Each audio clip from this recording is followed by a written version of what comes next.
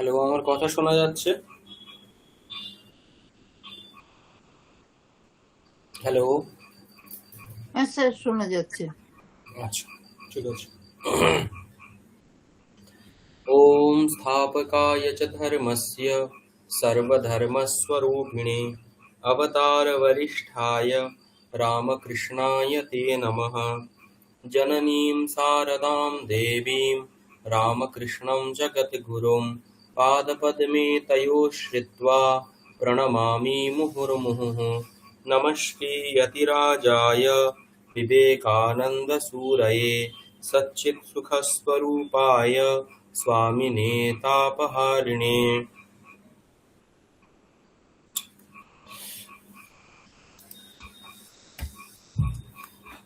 সকলকে শুভ সন্ধ্যা। আচ্ছা, গত দিনে আমরা দ্বিতীয় বিভক্তি পড়েছিলাম। দ্বিতীয় বিভক্তির কিছু অংশ মাত্র অবশিষ্ট ছিল, যেটা খুবই ইম্পর্টেন্ট অংশ।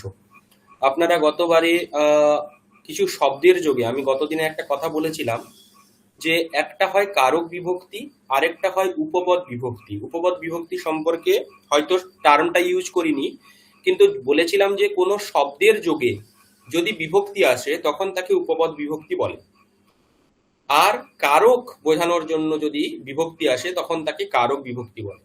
যেমন বলেছিলাম যে কর্মকারক বলতে বুঝি আমরা কর্তা নিজের ক্রিয়ার দ্বারা যেটা পেতে চাইছে তাকে কর্ম বলে। এখন এই কর্মকারকটা হচ্ছে বিষয়। যে অর্থটা বললাম, কর্তা নিজের ক্রিয়ার দ্বারা যেটা পেতে চায় তাকে কর্ম বলে। এই যে অর্থটা বা এই যে কর্ম নামক সংজ্ঞাটা, এটাকে বোঝানোর জন্য একটা জিনিস লাগে, যেটা হচ্ছে দ্বিতীয়া বিভক্তি। যেরকম বলেছিলাম, মিনিংটা আলাদা হয় আর সেই মিনিংটাকে প্রতিপাদন করার জন্য আমরা শব্দ ব্যবহার করি। ঠিক একইভাবে এই কর্মরূপ অর্থটাকে বোঝানোর জন্য যেটা ব্যবহার করা হয় সেটা হচ্ছে দ্বিতীয়া বিভক্তি। আপনারা একটা টেবিল দেখেছিলেন, যখন নরহ নরৌ নরাহা এরকম করে রূপগুলো মুখস্থ করেছেন, সেখানে একটা টেবিল সাধারণভাবে আমরা দেখাই। আপনারা কি জানেন সু ও যশ বলে একটা টেবিল আছে? হ্যাঁ স্যার, যা একটু। হ্যাঁ, আমি আজকে আরেকবার দেখাচ্ছি, কারণ এই জিনিসটা একটু ধারণাটা থাকা দরকার। আচ্ছা, একটু দাঁড়ান।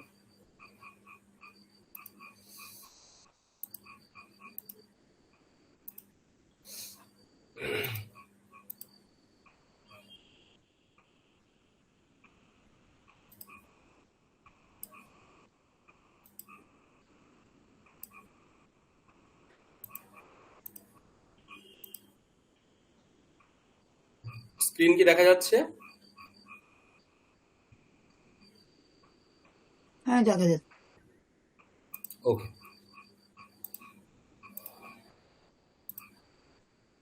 ঠিক আছে। আচ্ছা, এখানে আমরা যেমন শখটা করি, সেখানে আমরা কেমন লিখি? এক বচনম, দুই বচনম, বহুবচনম, এরকম করে লিখি। আর এদিকে বাম দিকে লিখি প্রথমা বিভক্তি, দ্বিতীয়া বিভক্তি, তৃতীয়া বিভক্তি, চতুर्थी विभक्ति, पंचमी विभक्ति,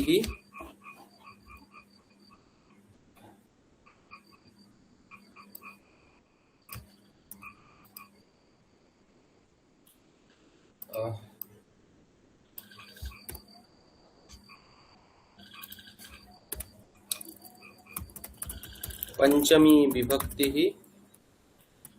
षष्ठी विभक्ति, सप्तमी বিভক্তি, আর এটাই বলি সম্বোধনম।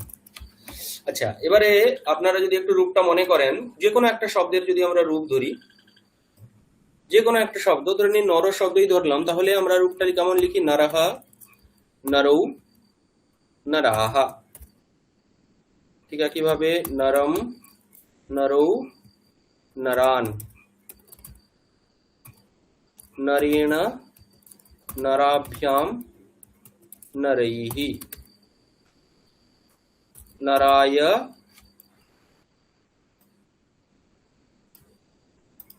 नराभ्याम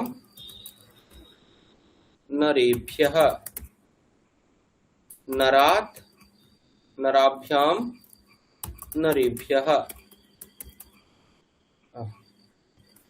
नरस्य नरयोः नराणां नरे नरयोः नरेषु हे नर হে হে নরৌ আর হে নরাহ, এরকম করে আমরা এটা পুরো করি। এখানে এটাকে এবারে দেখুন, এটা হচ্ছে কি একটা পুরো জিনিস তৈরি করে দেওয়া আছে, এটা একটা রূপ তৈরি করে দেওয়া আছে, নরহ নরৌ নরাহা এরকম করে করা আছে।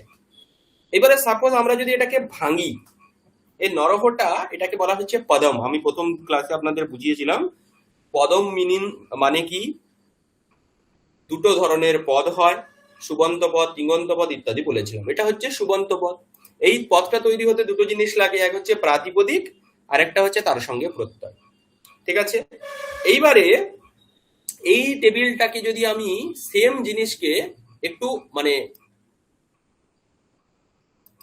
এমন ভাবে দেখাই যেখানে কি হলো, এদের এদের মানে যেমন ল্যাবে প্রত্যেকটা অংশকে চিরে চিরে দেখানো হয়, কেটে কুটে পরীক্ষা করে দেখানো হয়, সেরকম করে যদি এগুলোকে আমি ভাঙি তাহলে কিন্তু এই রূপগুলোর প্রত্যেকটার স্থানে কি দেখাবে, নরহ ইজিক্যাল টু, ওখানে কি দেখাবে, নরহ মানে নর প্লাস সু। বিসর্গ।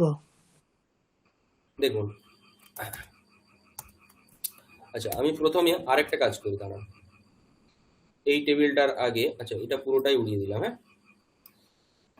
এইটা দেখুন, এইটাকে যদি আমাকে করতে হয় তাহলে আমি এখানে কি আছে, এটার বদলে আরেকটা নতুন একটা টেবিল করছি যেখানে এরকম লেখা আছে সু ঔ যস। এটা হচ্ছে বিভক্তির টেবিল, ঠিক আছে, অম ঔট শস, তারপরে কি, তারপরে আছে টা ভ্যাম ভিস, তারপরে আছে গে ভ্যাম ভ্যাস, তারপরে আছে গসি ভ্যাম ভ্যাস, তারপরে আছে গস ওস আম, তারপরে আছে গি ওস সু, আর এখানেও ঠিক একইভাবে সু ঔ জস। ঠিক আছে, আচ্ছা এখন আপনার সম্বোধনটাকে চিন্তা না করে সম্বোধনটাকে এখন বাদ দিন, না হলে একটু হয়তো কনফিউশন হতে পারে, এটাকে বাদ দিন। আপনারা বর্তমানে এই জিনিসটা চিন্তা করুন পুরোটা, এই যে 21টা, এখানেও সম্বোধনটাকে আমি বাদ দিচ্ছি, এখানে যে এই 21টা রূপ আমরা কিছুক্ষণ আগে দেখলাম, নরহ নরৌ নরাহা, আরে ছোট, হ্যাঁ এই যে নরহ নরৌ নরাহা, আর এখানে তারপরের টেবিলটাতে সু ঔ যশ এরকম করেছি, তাহলে এই দুটোর কিন্তু একটা সাম্যতা আছে। কি সাম্যতা আছে, যে এখানে এই নরহ রূপটা তৈরি করার জন্য এই যে 21টা প্রত্যয় সু ঔ যশ প্রভৃতি যে লিখেছি, এই 21টা প্রত্যয়ের খুব গুরুত্ব রয়েছে। প্রাতিপদিক একটাই, প্রাতিপদিকটা কি, নর, তার সঙ্গে এই 21টা প্রত্যয় যুক্ত হবে, দিয়ে এই নরহ নরৌ নরাহা মানে সু যুক্ত হলে নরহ, ঔ যুক্ত হলে নরৌ, আর যশ যুক্ত হলে নরাহা, এরকম করে ওরা 21টা রূপ তৈরি করবে। আচ্ছা এবারে এগুলোকে তাহলে কি বলা হলো, এগুলোকে তাহলে বিভক্তি বলা হয়। দেখুন সাইডে লেখা আছে, বাম দিকে লেখা আছে প্রথমা বিভক্তি, মানে এই সু ঔ আর যশের একটা নাম আছে। কি নাম আছে, প্রথমা বিভক্তি। বোঝা গেছে? যেমন ধরে নিন একটা আমরা বড় একটা ঘরের মধ্যে গরু রেখেছি, ছাগল রেখেছি, মানুষ রেখেছি, অর্থাৎ 4টা করে গরু আছে, 4টা ছাগল আছে, 4টা মানুষ আছে, 4টা কুকুর আছে। তো তাদের মধ্যে আমি 4টে মানুষকে এক জায়গায় করে বলবো, এদের সংজ্ঞা হচ্ছে, এদের নাম হচ্ছে মানুষ। ঠিক আছে, চতুষ্পদ বিশিষ্ট 4টে কুকুরকে এক জায়গায় করে তাদের একটা নাম করলাম, এরা হচ্ছে কুকুর। 4টে ছাগলকে এক জায়গায় করে তাদের নাম করলাম, এরা হচ্ছে ছাগল। গরুকে 4টা আলাদা করে বললাম, এদের নাম হচ্ছে গরু। বোঝা গেছে ব্যাপারটা? ঠিক একইভাবে এখানে সু ঔ যশ এই 3টাকে আলাদা করেছে, দিয়ে এদের নাম দিয়েছে কি, প্রথমা বিভক্তি। বোঝা গেছে?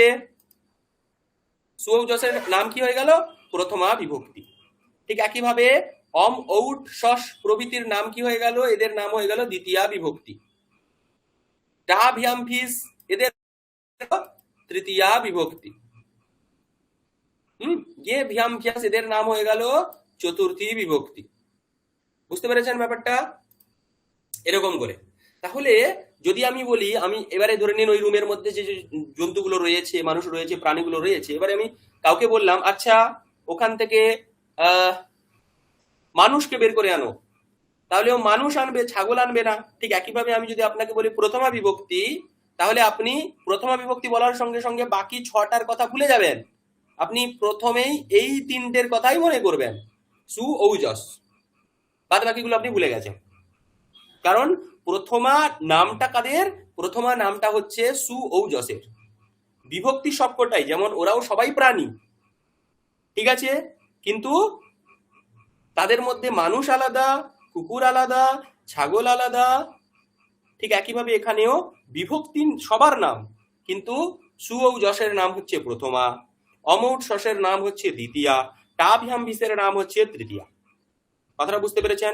তাহলে দ্বিতীয়া বিভক্তি বললে কিন্তু নরম নরৌ নরা না। দ্বিতীয়া বিভক্তি মানে অম ঔট শস। এবারে কেউ যদি জিজ্ঞেস করে নর শব্দের দ্বিতীয়া বিভক্তি কি, তখন আপনি নরম নরৌ নরা বললেন। কিন্তু এমনি দ্বিতীয়া বিভক্তি মানে কি? দ্বিতীয়া বিভক্তি মানে তিনটে প্রত্যয়। কি কি?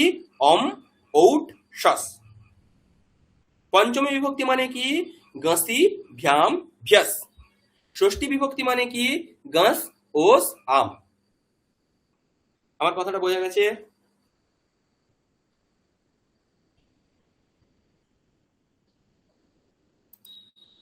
হ্যালো, আমার কথাটা একটু জি বোঝা স্যার। গেছে? জি স্যার। হ্যাঁ স্যার। জি স্যার। ঠিক আছে, এবারে দেখুন তাহলে মোট ঘটনাটা এই ঘটলো যে এদের একটা একটা নাম রয়েছে। আচ্ছা নাম থাকলেও তো কি হলো? নাম থাকলেও তো কি হলো বলতে, এখন আমি একটা প্রাতিপদিক নেব, তার সঙ্গে আমি ব্যবহার করব যে এর সঙ্গে প্রথমা বিভক্তি লাগাও। এবারে প্রথমা বিভক্তিতেও দেখুন উপরে আরেকটা বলা হয়েছে এক বচন, দ্বিবচন, বহু বচন। তাহলে আপনি কাকে বলতে চাইছেন? আপনি একজনকে বলতে চাইছেন, দুইজনকে বলতে চাইছেন, না অনেককে বলতে চাইছেন? যদি আপনি একজনকে বলতে চান তাহলে এই তিনটের মধ্যে এক বচন বিশিষ্টটা লাগিয়ে দেবেন। যদি দুজনকে বলতে চান তাহলে প্রাতিপদিকের উত্তর দুই বচন বিশিষ্টটা লাগিয়ে দেবেন। আর যদি অনেককে বলতে চান, তিন বা ততোধিক বলতে চান, তাহলে প্রাতিপদিকের সঙ্গে এই বহু বচনের প্রত্যয়টা লাগিয়ে দেবেন। আচ্ছা, এই হলো একটা কথা। দু নাম্বার কথা হচ্ছে এখানে যে জিনিসগুলো করা হলো, এই যে আমি এক বচন, দ্বিবচন, বহু বচন, এই যে প্রথমা দ্বিতীয়া করলাম, এদের একটা একটা করে নাম, মানে এদের এক একটা করে অর্থ আছে।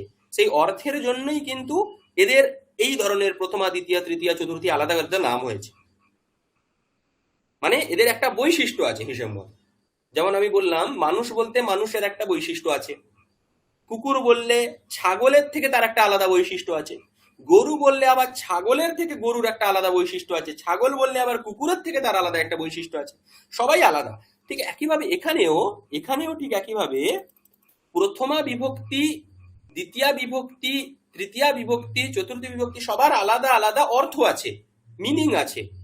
যাকে কি বলা হয়? যাকে বলা হয় কারকম। বোঝা গেছে?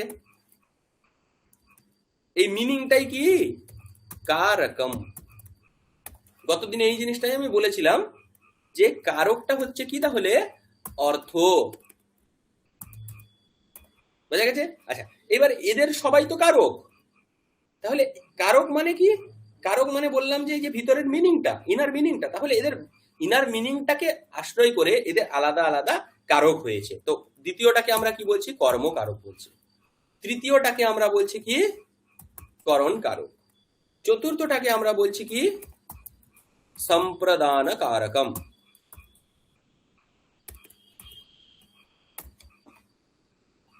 ঠিক আছে, পঞ্চমী বিভক্তিটাকে কি বলছি? অপাদান কারকম। ঠিক একইভাবে ষষ্ঠী বিভক্তিটা কারক বোঝায় না, ওটা সম্বন্ধ বোঝায়, এই জন্য এর অর্থ হচ্ছে সম্বন্ধ। আর সপ্তমী বিভক্তিটা হচ্ছে অধিকরণ কারক। ঠিক আছে, তাহলে যখনই আমি নরম বলছি, মানে এখানে এখানে চলে আসুন এবারে, এইখানে দেখুন এই যে নরম বলে দিলাম, তাহলে এখান থেকে কিন্তু অনেক কটা অর্থ বোঝা যাবে। কি বোঝা যাবে? নরম রূপটা তৈরি হয়েছে নর প্রাতিপদিক, তার সঙ্গে অম যুক্ত হয়েছে। এই অম প্রত্যয়টার একটা বৈশিষ্ট্য আছে। এই অম প্রত্যয়ের বৈশিষ্ট্য কি? এই অম প্রত্যয় হচ্ছে এক বচনকে বোঝায়। দেখতে পাচ্ছি এখানে অম মানে এক বচন। আর কাকে বোঝায়? দ্বিতীয়া বিভক্তিকে বোঝায়। দ্বিতীয়া বিভক্তিকে বোঝায় মানে কি? কর্মকারককে বোঝায়। এবারে কর্মকারক মানে কি বুঝতে পেরেছেন? কর্মকারক মানে কি? তাহলে আমাকে ওইখানে যেতে হবে। কর্তা নিজের ক্রিয়ার দ্বারা যেটা পেতে চায় তাকে কর্ম বলে। তাহলে একটা জিনিস থেকে কিন্তু এতগুলো জিনিস জানা গেল, মানে একটা ছোট্ট অংশ এতগুলো জিনিসে লিঙ্ক করে রেখেছে। ঠিক আছে? আমরা এই যে ছোট্ট ছোট্ট ভাবে ব্যবহার করি, ছোট্ট ছোট্ট নামকরণ করি বড় বড় বিষয়কে বোঝানোর জন্য, তার কারণই হচ্ছে ছোট জিনিসের দ্বারাই কিন্তু বড় জিনিস বোঝা যাবে। যাতে মানে আমি একটা বড় জিনিসকে বোঝানোর জন্য ছোট জিনিসটাই বারবার ব্যবহার করতে পারি। নাহলে আমাকে বারবার অনেকটা কথা বলতে হবে। কর্তা নিজের ক্রিয়ার দ্বারা যেটা পেতে চায়, কর্তা যেখানে যেখানে এরকম অম আসবে সেখানে সেখানেই আমাকে কর্তা নিজের ক্রিয়ার দ্বারা যেটা পেতে চায়, কর্তা নিজের ক্রিয়ার দ্বারা যেটা পেতে চায় এরকম বোঝাতে হবে। কিন্তু আমি যদি বলে দিই যে না, অম মানে কর্মকারক, তাহলে কর্মকারক মানে যে জানে সে পুরোটা বুঝে নেবে কর্ম মানে কি। তাকে বারবার বলতে হবে না, তার মাথার মধ্যে ওটা সেট হয়ে গেল। কথাটা বুঝতে পেরেছেন? হয়েছে? তাহলে এই জিনিসটা কি ক্লিয়ার হয়েছে?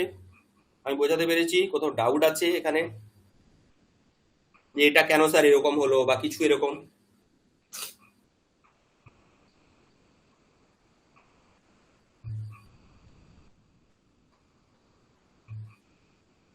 ক্লিয়ার আছে সবার? কোনো অসুবিধা নেই? উজানি, মধুমিতা, বুঝেছি স্যার। বুঝে নিয়েছো? আচ্ছা। মধুমিতা ম্যাম, সাদিকা ম্যাম, হিরালাল বাবু। এই যে প্রত্যয়টা যোগ হ্যাঁ হচ্ছে, স্যার।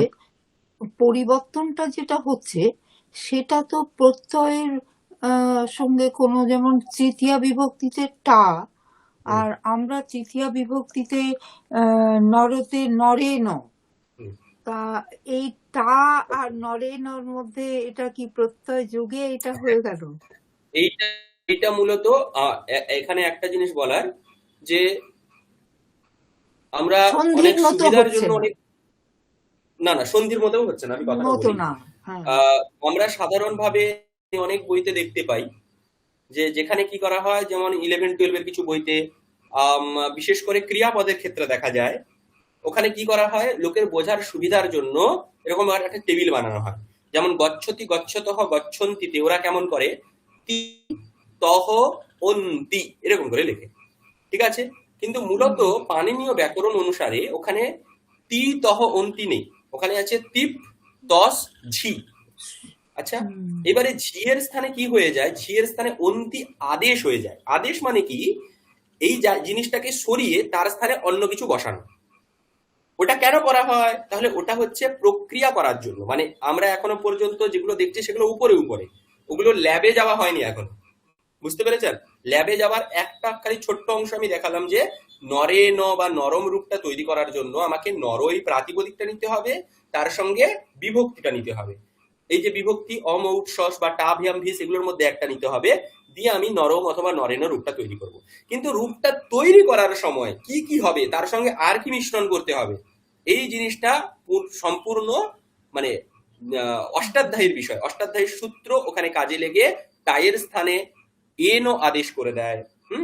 দিয়ে কি হয়ে যায়, ওখানে ওই দুটো যুক্ত হয়ে যায়, তারপরে ওটা নরে ন এরকম রূপ করে।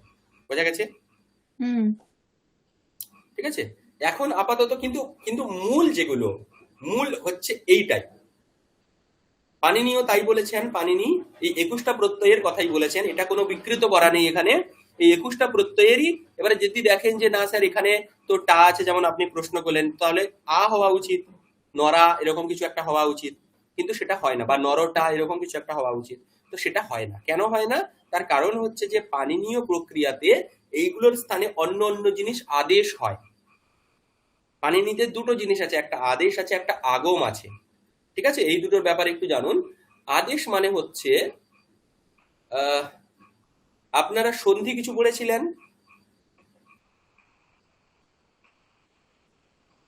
সন্ধি পড়েছিলেন কিছু? আলাদা করে পড়িনি, কিন্তু এমনি তো সন্ধি কত পদ হয় সেগুলো তো আচ্ছা, জানি। আমি তার আমি একটা জাস্ট সন্ধির কথা বলছি, দিলে আদেশটা বোঝাতে সুবিধা হবে। দেখুন, একটা উদাহরণ আছে,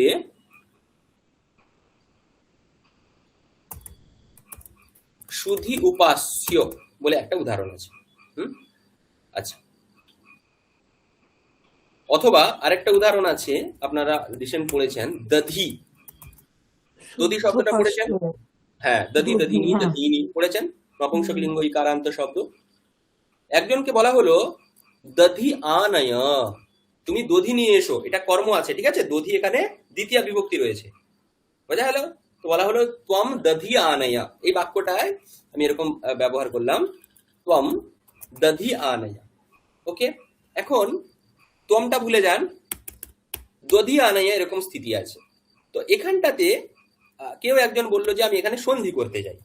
ওকে, সে এবারে যদি এখানে সন্ধি করে তাহলে সে কি করবে? তাহলে হুম, পাণিনীয় নিয়ম একটা রয়েছে, যে যদি তুমি দেখতে পাচ্ছ সন্ধি করতে চাইছো, সন্ধি সব জায়গায় আবার হয় না। মূলত বাক্যে তো সন্ধি নিজের ইচ্ছা অনুসারে, মানে কেউ হীরালাল বাবু যদি চান এখানে সন্ধি করতে পারেন, কারণ এটা একটা বাক্য, ঠিক আছে, দুটো পদের সমূহ। তো হীরালাল বাবু যদি চান তাহলে উনি এখানে সন্ধি করতে পারেন, আর যদি না চান তাহলে সন্ধি করার কোনো দরকার নেই। তো তার একটা নিয়ম আছে, নিয়মটা কি, যে ওই সন্ধি কোথায় কোথায় হয়? संहितैक पदे नित्या नित्या धातुपसर्गयोः नित्या समासे वाक्ये तु सा विवक्षाम अपेक्षते। ঠিক আছে, তাহলে সংহিতা কোথায় কোথায় হয়? সংহিতা মানে হচ্ছে সন্ধি, একটা পদে হয়, মানে কোন সময় কি আছে, একটা পদের মধ্যে হবে। এখানে দেখুন দুটো পদ আছে, বোঝা গেছে? দুটো পদ হয়ে গেলে ওটা বাক্য হয়ে যায়। তো একটা পদ যদি হয় সেক্ষেত্রে সন্ধি হবে, সেখানে নিত্য সন্ধি করতেই হবে। ঠিকভাবে ধাতু আর উপসর্গের মধ্যেও সন্ধি হবে। যেরকম ধরে নিন, এখানে আছে বি আছে, বি একটা হচ্ছে কি উপসর্গ, আর তার সঙ্গে আমি একটা ধাতু যুক্ত করলাম, ধরে নিন আহ আহ, একটা অকারান্ত ধাতু,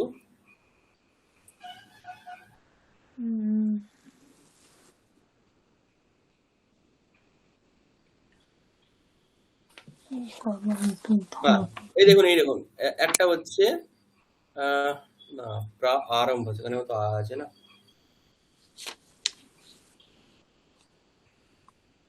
হ্যাঁ,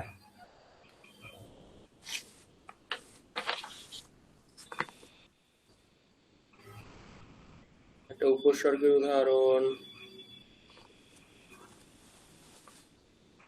আচ্ছা, বি অচলত, একটা ধাতু আছে চল ধাতু, ঠিক আছে, এটা হচ্ছে চলতি এরকম রূপ হয় এর। তো এর লং লকারে অচলত রূপ হয়, তার আগে বি উপসর্গ রয়েছে, তাহলে এখানে কি করতে হবে? ইয়াচলত এরকম করে দিতে হবে, কারণ ধাতু আর উপসর্গের মধ্যে কি হয়? সন্ধি হয়। ঠিক আছে, সমাসের ক্ষেত্রেও সন্ধি হয়, কিন্তু বাক্যের ক্ষেত্রে সংহিতা বিবক্ষার অধীন। আপনার যদি ইচ্ছে হয় আপনি করবেন, আপনার যদি ইচ্ছে না থাকে তাহলে করবেন না। তাহলে এখানে ধরে নিন কারো ইচ্ছে হলো যে এখানে আমি সন্ধি করব, তাহলে কিভাবে করবে সে? তো এখানে প্রথমে জিনিসটাকে বিচ্ছেদ করে নিতে হয়, যে কোথায় সন্ধিটা হবে। সন্ধিটা মূলত কোথায় হবে? দ আছে, অ আছে, ধ আছে, ই আছে, তারপরে আছে আ, তারপরে ই আছে আর আতে হবে, হ্যাঁ, ই আর আতে হবে। হ্যাঁ, অ, এটা হচ্ছে স্থিতি। তাহলে এই স্থিতির মধ্যে সন্ধিটা এই জায়গাটাতে হবে, ইকার আর আকার। কেন? কারণ এখানেই বিবক্ষা আছে, পাণিনীয় নিয়মও তাই বলে। আচ্ছা, এবারে এখানে যখন সন্ধিটা হবে, সেই সন্ধিটাতে কি হবে? পাণিনির একটা নিয়ম আছে, একটা সূত্র আছে, ইকো ইয়েনাচি বলে। জি, সেই হ্যাঁ, ওইটা ছাড়া আমি না ভালো করে বুঝতে পারিনি, আর একদিন একটু বুঝবো এটা, ওই ইকো জানাচিটা। আচ্ছা, জান জান অচিটা চি হলো কেন? আমরা তো অচ বলি ও, স্বরবর্ণ যেটা। এখন আপনি বুঝতে পারবেন, খুব ভালোভাবে বুঝতে পারবেন। কেন বুঝতে পারবেন? এখনো বুঝতে পারবেন না, কিন্তু আপনি একটা হলন্ত শব্দ চিন্তা করুন, চকারান্ত হলন্ত শব্দ, হলন্ত শব্দ ওটা। অচ মানে হচ্ছে এটা একটা হলন্ত শব্দ, যেমন আপনি মরুদ প্রভৃতি করেছেন, ঠিক একইভাবে। তো মরুদ শব্দের সপ্তমীতে রূপ হয় মরুতি, ম রহস্য তয় দীর্ঘ তয় হস্যই। তো অচ শব্দের সপ্তমীতে কি রূপ হবে? অচি। বুঝতে পেরেছেন? মানে হ্যাঁ। অচ পরে থাকলে সপ্তমীর একটা অর্থ আছে, সপ্তমী বিভিন্ন রকম হয়, ঠিক আছে? এখানে সপ্তমীর অর্থ হচ্ছে পরে থাকা, বোঝা গেছে? তাহলে অজ যদি পরে থাকে, এই অর্থটা হচ্ছে। মানে স্বরবর্ণ গুলো। হ্যাঁ, অজ মানে কি? স্বরবর্ণ। তাহলে স্বরবর্ণ যদি পরে থাকে, তাহলে ইক, ইক মানে কি? আপনাদের সেদিনকে আমি প্রত্যাহার দেখিয়েছিলাম। ইক প্রত্যাহার এর মধ্যে কি কি থাকবে? অ ই উ রি লি, ই উ রি লি, ই উ উ রি রি, লি, রি। ঠিক আছে? আচ্ছা, অচ মানে আপনারা জানেন সমস্ত স্বরবর্ণগুলো, বলার আর কিছু দরকার নেই। ইয়ণ মানে কি? ইয়ণ মানে বুঝুন। মানে য় য় ব র ল। ল, ঠিক আছে? তাহলে মোদ্দা কথা কি দাঁড়ালো? অচ মানে এই অচ বর্ণ যদি পরে থাকে, তার আগে, তার ঠিক আগে যদি এগুলো থাকে, ই উ রিল রি হয়, তাহলে ই উ রিল রির স্থানে য় ব র ল হবে। এটা হচ্ছে কথা। তাহলে অচ বর্ণ আকার হচ্ছে অচ বর্ণ, স্বরবর্ণ, তাই তো? সে পরে থাকলে ইক বর্ণ কোনটা? ইকার। ইক বর্ণ কোনটা? ইকার। সেই ইকারের স্থানে কি হবে? য় ব র ল। তো এখানে হিসেব আছে, এখানে ইকারের স্থানে মূলত অন্ত্যস্তয়কার হয়, ঠিক আছে? এইবারে অন্তস্তয়কার হয়েছে কি করবে? দ অ ধ য় করে দিবে, মানে ইকারকে তুলে য় করে দিবে, বোঝা গেছে? কথাটা বোঝা গেছে? ইকারকে সে তুলে দেবে, ইকারের স্থানে কি করে দেবে? ইয়কারকে বসিয়ে দেবে।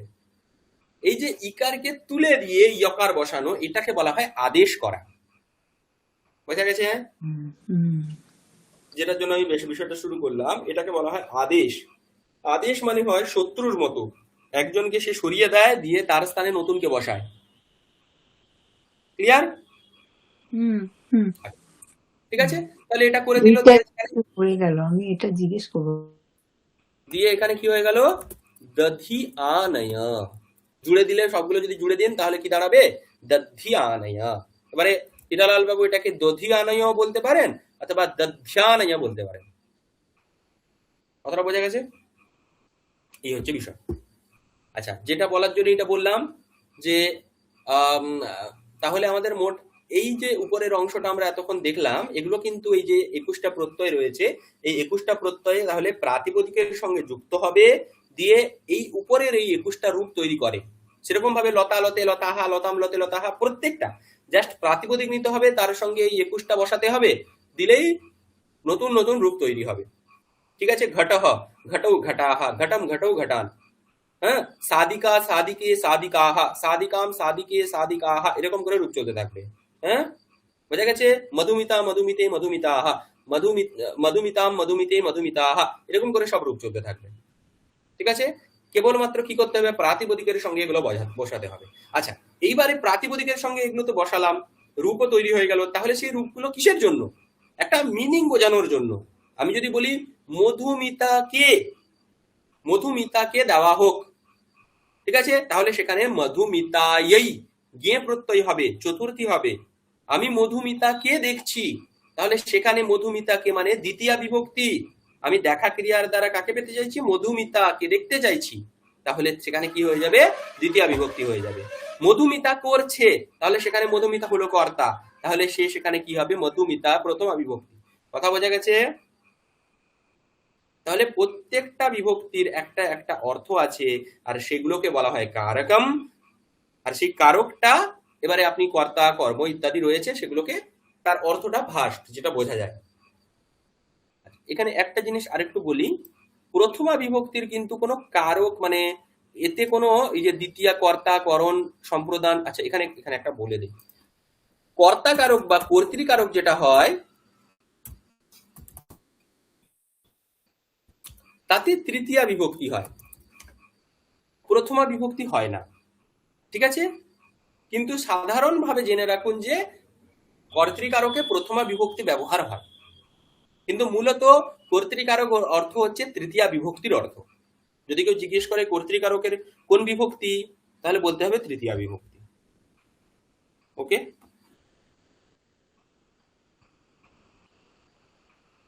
এই জিনিসটা যদি বোঝা গেছে তাহলে আমরা আচ্ছা এর আগের পরের বিষয়টা যাব, উপপদ বিভক্তি। বোঝা গেছে? এটাই ডাউট নেই কোনো? सर सर বুঝিয়ে सर ये समझ में नहीं है सर। ये ओट है सर, तो द्वितीय विभक्ति में ओट है, तो अगर नरव हो रहा है तो सर ओट कैसे हो रहा है? फिर यहाँ पर ओस है, द्विवचन का सप्तमी हाँ, विभक्ति है, वो समझ ओट में नहीं है। ओट ओट नहीं है, मूलतः यहाँ पर ओट नहीं है, ओट है, ओट नहीं है, ओट है। ठीक है? वस्तुतः क्या होता है, मैंने अभी कुछ देर पहले बताया कि इसको, ये सब प्रक्रिया का विषय है। मतलब आपको पहले क्या करना है, आपको अगर नरव रूप बनाना है यहाँ पर, तो क्या करना है, नर लेना है, उसके साथ औट जोड़ना है।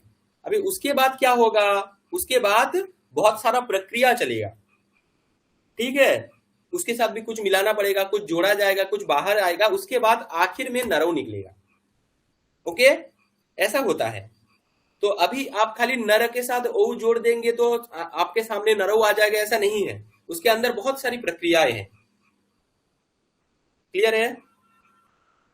Okay sir. तो सर हाँ सर, और ओस ओस का भी सेम ही हाँ चीज हाँ कि सर हाँ हाँ हाँ। यहाँ पर ओस में जो है, ओस में सकार जो है वो विसर्ग बन जाता है। ठीक है? यहाँ पर टा के बाद इन आदेश हो जाता है, भीस में सकार विसर्ग हो जाता है। ये सब प्रक्रियाएं हैं। ओके, मैं केवल समझाने के लिए आपको बता रहा हूं कि ऐसे 21 प्रत्यय होते हैं। ये 21 प्रत्यय प्रातिपदिक के साथ जुड़ते हैं और जुड़ने के बाद वो निष्कर्ष रूप निकालते हैं, जो निष्कर्ष रूप यहाँ पर है, जो आप देखते हैं, पढ़ते हैं, याद करते हैं, ये वाला। Okay sir. इसका अर्थ क्या निकला, ये किस लिए मैंने समझाया, इसका अर्थ ये है कि इन सब में ये सु और जस, ये सब जो प्रत्यय है, इनका जैसे अर्थ है उसी तरीके से इनका भी अर्थ है। क्यों अर्थ है? क्योंकि वो तो प्रत्यय से निकल रहे हैं ना, प्रातिपदिक के साथ प्रत्यय मिलके वो निकल रहे हैं। उनका अगर प्रत्यय का अगर कोई अर्थ है तो इसमें भी वो आएगा, वो अर्थ इसमें भी आएगा।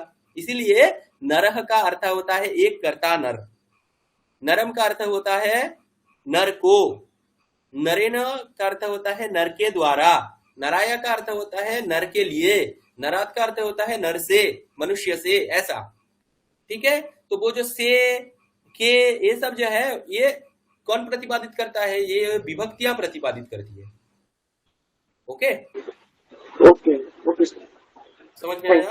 अच्छा, अभी एक चीज देखिए यहाँ पर, যে তাহলে মূল কথা হলো যে যখন আমি কোনো এই যে নরম রূপটা তৈরি করতে যাচ্ছি, এখানে যে দ্বিতীয় বিভক্তিটা ব্যবহার করব, তার অর্থটা যদি কারক বোঝায়, তাহলে সেখানে বলবো কারকের জন্য এখানে দ্বিতীয় বিভক্তি হয়েছে।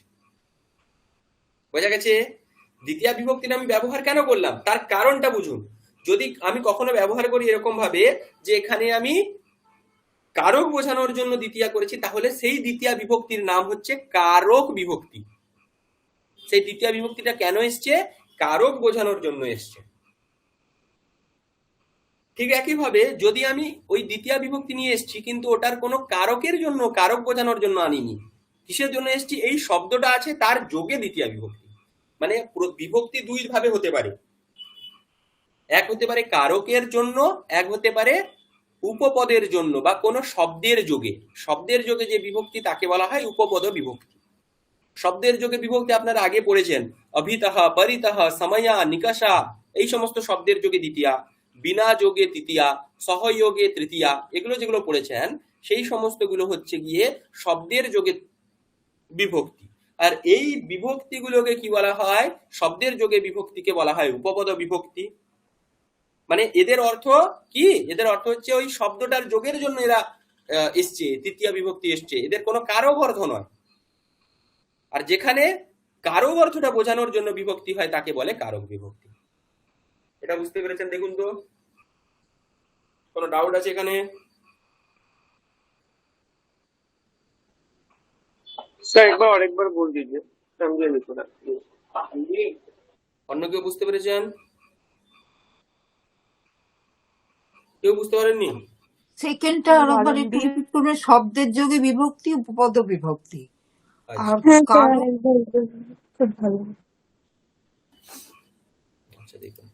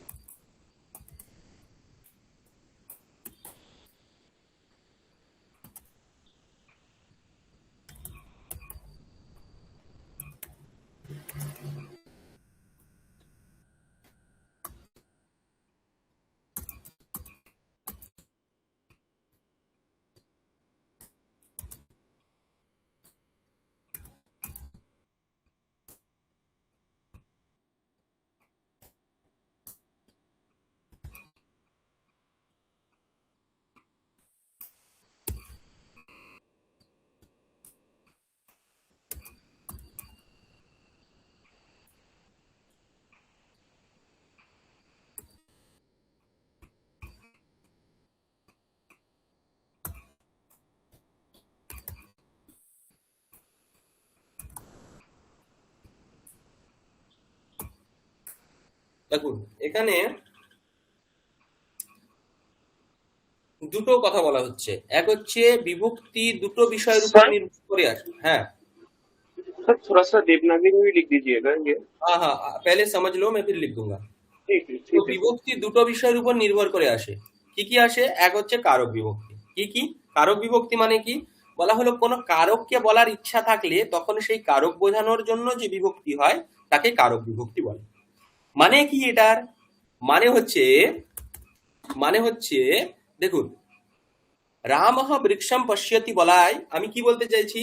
রাম রয়েছে, গাছ রয়েছে, দেখা ক্রিয়া রয়েছে। তো আমি বারবার বলেছি কর্মকারক কখন হচ্ছে? কর্মকারক মানে কি? কর্মকারক মানে হচ্ছে কর্তা নিজের ক্রিয়ার দ্বারা যেটা পেতে চায়। পেতে চায় মানে খালি পেতে চাইছে এরকমটা নয়। সে পেতে চাওয়া মানে সেই ক্রিয়ার দ্বারা দেখতে চাইছে, দেখা ক্রিয়ার দ্বারা দেখতে চাইছে, বলা ক্রিয়ার দ্বারা বলতে চাইছে, খাওয়া ক্রিয়ার দ্বারা খেতে চাইছে, এটাই হচ্ছে পেতে চাওয়া। ওকে, তাহলে কর্তা রাম দেখা ক্রিয়ার দ্বারা কি দেখতে চাইছে? গাছ দেখতে চাইছে। তাহলে কর্তার ইষ্টতম বা সে কাকে পেতে চাইছে? গাছকে পেতে চাইছে। পেতে চাইছে মানে দেখতে চাইছে। তাহলে তার হয়ে গেল, সেখানে কি বোঝাচ্ছে? সেটা হচ্ছে কর্ম কারক। এই কর্মকারকটাকে বোঝানোর জন্য খালি আমি যদি এরকমটা লিখি বৃক্ষ, তাহলে কি কর্মকারক বোঝাবে? কখনোই বোঝাবে না। তাহলে ওই যে এতগুলো কথা বললাম যে রাম নিজের ক্রিয়ার দ্বারা যেটা পেতে চাইছে, যেটা দেখতে চাইছে, এই যে টোটাল অর্থটা, এই অর্থটাকে কে বোঝাবে? এই অর্থটাকে বোঝাবে অম। ওকে, তো এই অমটা এখানে কিসের জন্য এসছে? আমি এখানে অমের বদলে টাও লাগাতে পারতাম, সুও লাগাতে পারতাম, অন্য কিছু লাগাতে পারতাম। উপরে যেগুলো আমরা বললাম এই যে এতগুলোর মধ্যে আমি কোনো একটা লাগাতে পারতাম। এখানে আমি কিসের জন্য কেবলমাত্র অমটাকেই লাগালাম?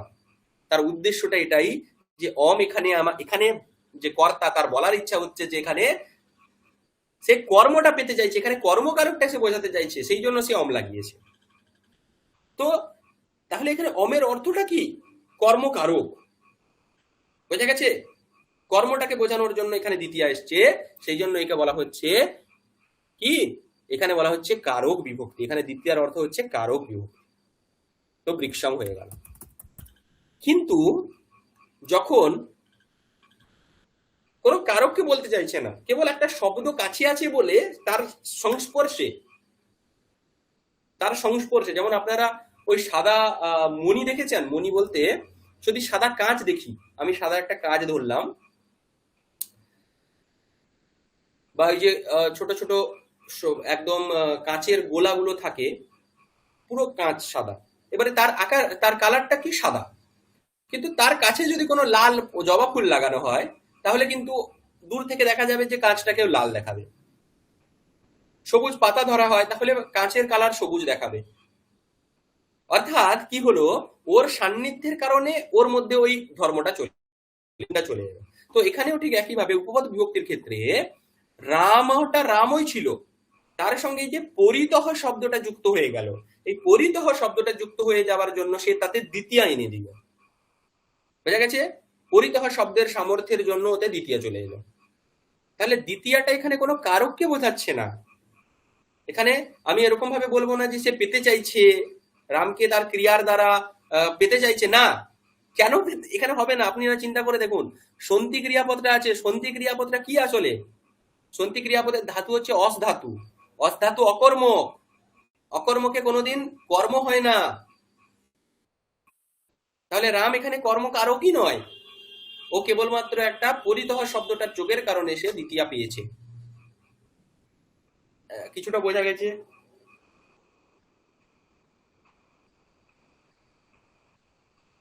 सर सेकेंड पार्ट समझे नहीं। सेकंड पार्ट नहीं समझे, पहला वाला समझ गए? जी सर। सेकंड वाला तो ज्यादा आसान है। यहाँ पर नहीं समझे। समझिए, यहाँ पर ये जो है ना रामम, रामम में द्वितीया है, यहाँ पर भी द्वितीया है ना। यहाँ पर जैसे था वृक्षम में द्वितीया था, उसी तरह से यहाँ पर रामम में द्वितीया है। मैं बता रहा हूं वृक्षम में द्वितीया किस कारण से हुआ था? कारक समझाने के लिए हुआ था। मतलब कारक का अर्थ क्या था? कर्म कारक था वहां पर। लेकिन यहां पर रामम में कर्म कारक नहीं है। कर्म का अर्थ पता चला, कर्म का अर्थ क्या है? कर्ता अपने क्रिया के द्वारा जो करना चाहता है उसको कर्म कारक बोलते हैं। ठीक है, तो यहां पर कर्म कारक है ही नहीं। क्यों नहीं है? क्योंकि यहां पर कर्ता कौन है? कर्ता है वृक्ष। वो अपने क्रिया के द्वारा क्या करना चाहते? कुछ नहीं करना चाहता है।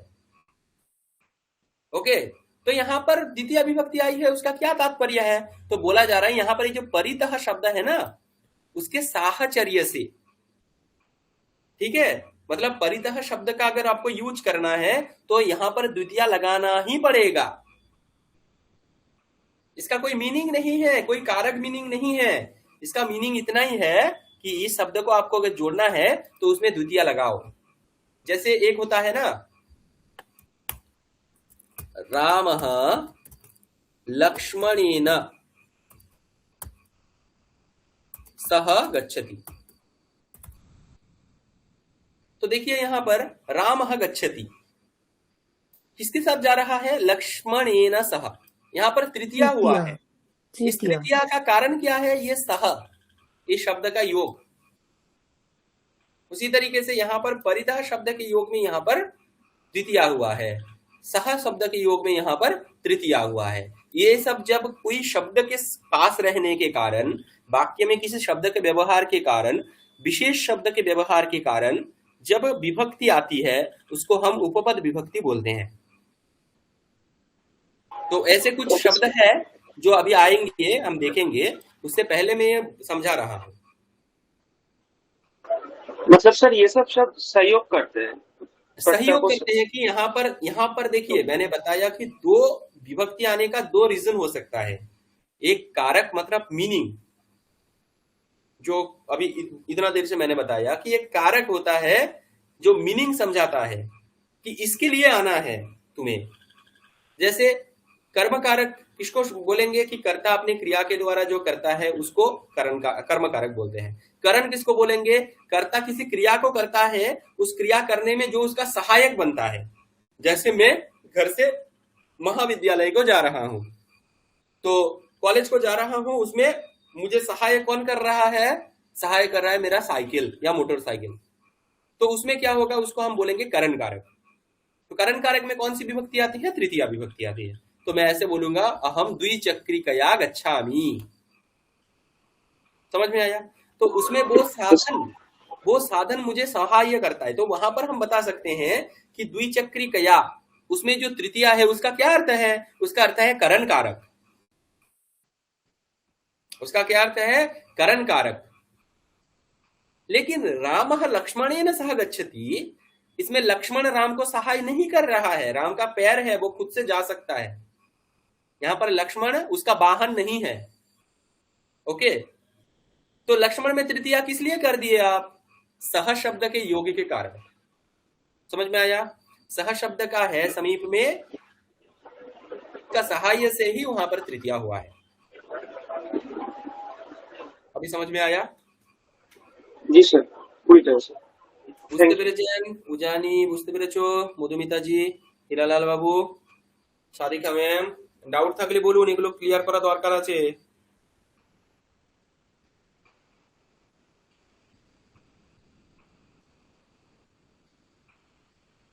বোঝা গেছে? হ্যাঁ, একটু মানে এখনো একটু?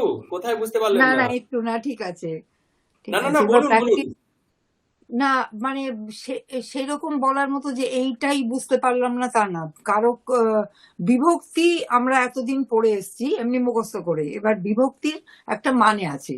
বিভক্তি কখন কখন হয়? দুটো জায়গায় হয়, এইটা তো। হুম হুম হুম। একটা হচ্ছে কারকের জন্য, আর একটা হচ্ছে শব্দ যোগে। কোন শব্দের যোগে, হ্যাঁ যোগে, হ্যাঁ, যেগুলো আমরা আগে পড়েছি সেই শব্দ হুম। যোগে বিভক্তিটা বিভিন্ন, একটাই বিভক্তি না, সব বিভক্তিতেই কিছু কিছু শব্দ কিছু কিছু যোগে শব্দ হয়। রয়েছে, হ্যাঁ, এই শব্দের যোগে ওখানে হবে, হ্যাঁ হ্যাঁ হ্যাঁ হ্যাঁ। আচ্ছা, ঠিক একটা আছে। কথা বলবো। বলুন। বলছি যে এই দুটো আলাদা করে মানে অন্তত এই উপপদটা যদি দু একটা বাংলার মানে এক্সাম্পল দিতেন যে বাংলা কিরকম হতে পারে, তাহলে একটুখানি মনে হয় আর একটু ক্লিয়ার হতো। মানে বুঝতে পারছি কিন্তু আর একটুখানি তাহলে বাংলায় কনফিডেন্স উপপদ হতো। বিভক্তির ব্যবহার কেমন আছে ওটা আমার ঠিক জানা নেই, এক কথা। 2 নম্বর কথা হলো, আমি এই বাক্যটাকে তোমাকে ট্রান্সলেট করে দিতে পারি, যে যেমন বলছে রাম লক্ষণের সঙ্গে যাচ্ছে, ঠিক আছে। এবারে এখানে একটা জিনিস দেখো, এখানে রাম লক্ষণের সঙ্গে যাচ্ছে বলতে যাওয়া ক্রিয়াটা কি করছে? রাম করছে। আমরা একটা জিনিস জানি, তৃতীয়া বিভক্তি কখন হয়। আমি সাধারণভাবে যদি বলি, করণ কারকে তৃতীয়া বিভক্তি হয়। তাহলে করণ কারকে যে তৃতীয়া বিভক্তি হয়, করণ মানে কি? করণ মানে সাধন, মানে যেটা কোনো কাজ করতে সাহায্য করে। তো এখানে যেমন আমি কিছুক্ষণ আগে একটা উদাহরণ বললাম যে বালকः দ্বিচক্রিকয়া মহাবিদ্যালয়ম গচ্ছতি। দ্বিচক্রিকার দ্বারা, বাসয়ানেন, মানে বাসের দ্বারা সে যাচ্ছে, তাহলে অথবা বাসে করে যাচ্ছে। তাহলে এখানে তাকে বাড়ি থেকে মহাবিদ্যালয়ে সে যেত, কিন্তু সেখানে তাকে সাহায্য কে করলো? তাকে তার যে ক্রিয়াটা, সেই ক্রিয়াটার লাঘব কে ঘটালো? ক্রিয়ার লাঘবটা ঘটালো বাস। তাহলে সেটা তার সাধন হলো। সাধন মানে করণ। করণ হওয়ার জন্য করণ কারকে তৃতীয়া বিভক্তি হয়, মানে যাকে করণ কারক বলার ইচ্ছে আছে আমার, তাতে তৃতীয়া বিভক্তি হবে। তাহলে এখানে করণ ছিল বাস অথবা দ্বিচক্রিকা, তার সঙ্গে আমি তৃতীয়া বিভক্তি লাগালাম, ওই যে 3টে প্রত্যয় বলেছি, একটা বোঝানোর জন্য টা প্রত্যয় লাগালাম, দিয়ে বসয়ানেন অথবা দ্বিচক্রিকয়া, যেমন লতা শব্দের মতো লতয়া হয়ে গেল। আচ্ছা, তাহলে সাধন বোঝালে আমি তৃতীয়া বুঝি, মিটে গেল একটা কথা। এইবারে দেখো, রামः লক্ষ্মণেন সহ গচ্ছতি, এখানে কোনো সাধন রয়েছে কি? সাধন নেই। আচ্ছা, সাধন যখন নেই, তাহলে এখানে আমি কিসের জন্য এটাকে যুক্ত করলাম এখানে? তাহলে লক্ষ্মণেন তৃতীয়া কেন করলাম?